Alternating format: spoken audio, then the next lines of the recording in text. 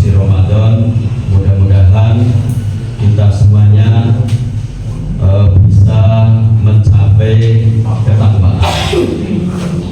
Hadirin yang dirahmati Allah, selama kita bulan Ramadan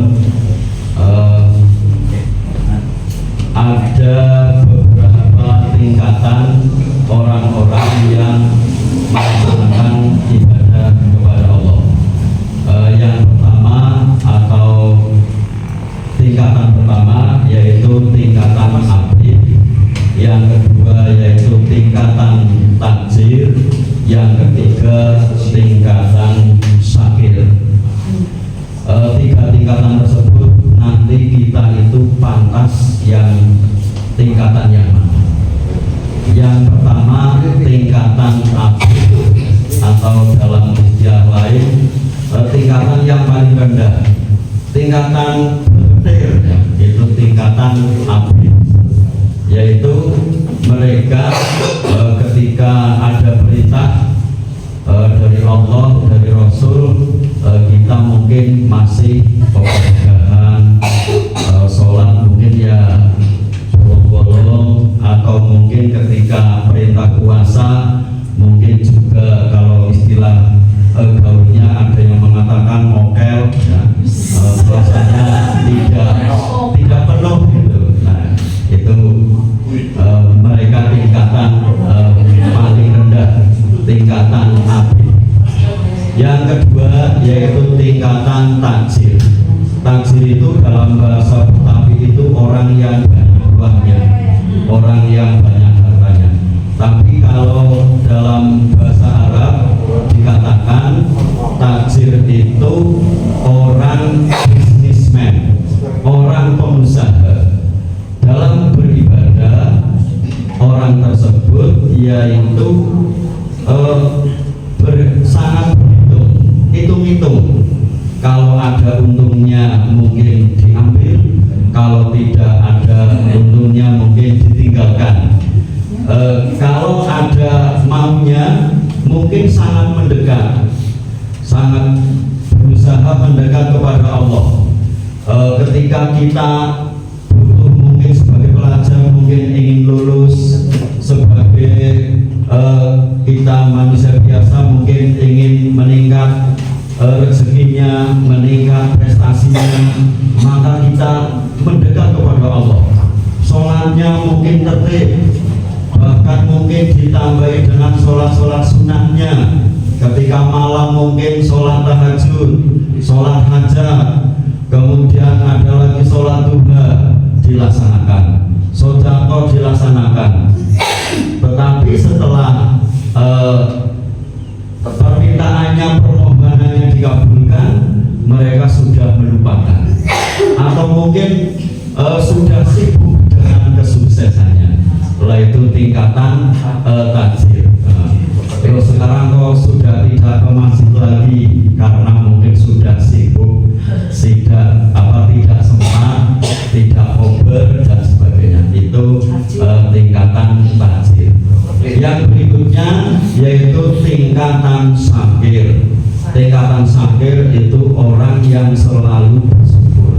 Jadi kita melaksanakan puasa, kita merasa syukur kepada Allah karena kita diberi kesempatan, kita diberi waktu, masih diberi umur.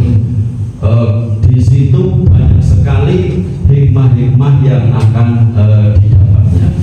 Sebagai contoh yaitu Rasulullah, mereka melaksanakan sholat malam sampai kakinya bengkak. Kebalikannya kita mungkin tidak melaksanakan sholat malam, kita tidur malam sampai matanya bengkak karena banyak tidur. Nah itu padahal Rasulullah itu orang pemimpin umat. Kalau sekarang mungkin presiden, kemudian istrinya berapa, istrinya 8, masih bisa mengatur waktu untuk selalu taat kepada Allah. Kemudian ketika sholat malam sampai dengan kakinya buka, maka istri Rasulullah itu bertanya, ya Rasul, mengapa engkau melaksanakan sholat sampai kakinya buka? Padahal Paduka sudah dijamin masuk surga. Kalau kita, bagaimana jaminan masuk surga? Apa sudah ada jaminan? Yang laki-laki istrinya berapa? Satu. Sangat tidak empat. Bagaimana kalau istrinya lebih dari satu? Wah, sangat singkat sekali, tidak sempat. Kemudian kita siapa? Nabi, pemimpin umat? Bukan. Nah, itu kita termasuk tingkatan yang mana? Apa kita benar? Apa orang yang tajir? Kemudian apa kita sebagai orang yang sahir? Saudara sekalian yang saya muliakan, pada kesempatan kali ini saya mengingatkan kemarin dari Basnas sudah mentasarufkan dari perolehan zakat ibu bapak semuanya. Namun masih sangat minim, karena kalau dihitung jumlah dari 195 karyawan di Korwilcan di Porawan Jasa yang sudah melaksanakan, sudah menyalurkan zakatnya ke UPZ baru 67. Kemudian setelah kemarin kita musyawarah pentasarufan, tambah lagi ada 10, jadi sekarang mungkin sudah 70 lebih. Itu untuk pentasarufan atau untuk penyetoran dari zakat Bapak Ibu sekalian. Dan saya berpesan dari pesan Rasulullah yang disampaikan, yaitu ancaman bagi orang-orang yang tidak membelanjakan zakatnya, tidak menafkahkan hartanya di jalan Allah, yaitu untuk kewajiban membayar zakat. Pada nanti hari kiamat, orang-orang yang hartanya tidak dizakati, harta itu untuk zakat itu untuk mensucikan harta kita, maka harta-harta tersebut akan dirubah menjadi ular yang sangat berbisa, melebihi ular yang berbisa yang ada di dunia. Kalau ular yang berbisa di dunia mungkin king cobra, ya, itu melebihi. Dan ular tersebut dalam bentuk yang besar dan akan menyerang kepada pemiliknya yang dinamakan Suja al-Akro. Kemudian bagi mereka-mereka yang mempunyai emas dan perak tidak dizakati, maka emas dan perak tersebut akan dipanaskan di api neraka, kemudian akan ditempelkan kepada dahinya, punggungnya, perlambungnya, sampai dengan panas tersebut menjadi dingin. Setelah dingin kemudian diulang kembali, dipanaskan lagi. Nanti setelah panas akan ditempelkan kembali, berulang-ulang, berturut-turut, sampai merasakan siksaan yang sangat pedih. Kemudian yang ketiga, yaitu harta-harta yang tidak dizakati, yaitu untuk hewan ternak.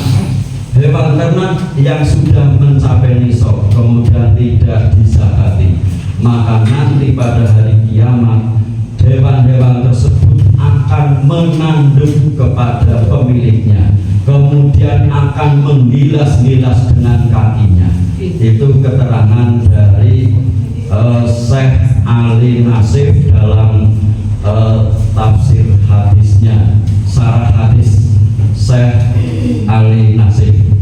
Begitu, maka kami mengingatkan supaya harta kita, mensucikan harta kita, kemudian akan menjadi barokah di dunia dan menjadi penyelamat di akhirat.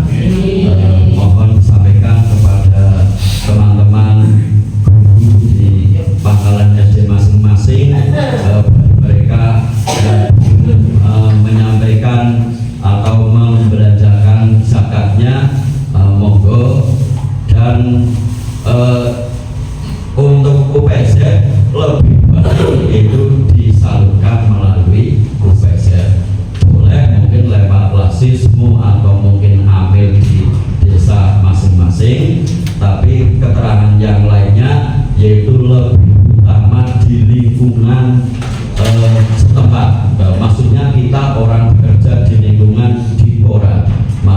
kita